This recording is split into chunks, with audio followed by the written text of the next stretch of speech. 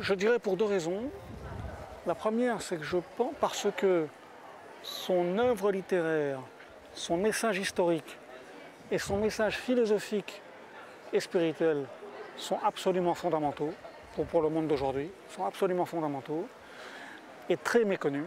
Demandez à des jeunes Français de moins de 25 ans si Solzhenitsyn leur avait quelque chose, malheureusement, il y a assez peu de chance.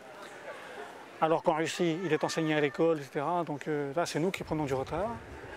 Et la deuxième raison, c'est que pendant longtemps, un peu moins maintenant, mais encore aujourd'hui, il a été anormalement, terriblement calomnié. Sa pensée, ses idées ont été totalement travesties.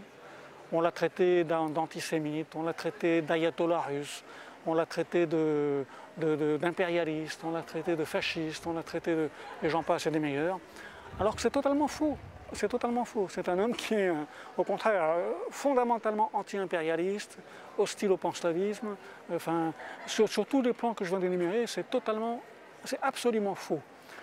Donc pour ces deux raisons-là, j'allais dire, je me suis fait un devoir. Non, je me suis fait plutôt un plaisir, mais je pense qu'il faut témoigner, après vérification et après étude, que c'est totalement faux, le dire, le redire, pour qu'enfin tout cela cesse, que les gens le voient sous son vrai visage, et de ce fait-là s'intéressent encore plus à son message, à son œuvre, et se rendent compte de toutes ces dimensions, de l'œuvre et du message.